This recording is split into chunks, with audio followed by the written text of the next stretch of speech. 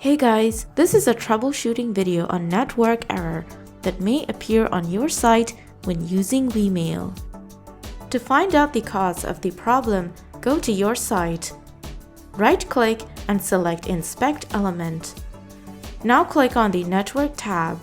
Now refresh your browser. You will see a long list of data of your website.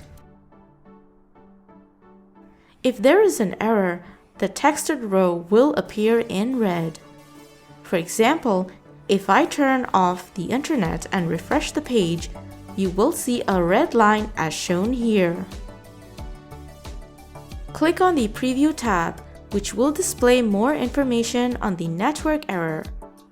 Now go to Contacts of the Vmail website and let us know about the error you saw on your site. This is how you can reach out to us if you are facing an issue. And that is how we can assist you on dealing with the network error. For more information on email marketing for your WordPress site, be sure to check out getvmail.io and subscribe to our channel.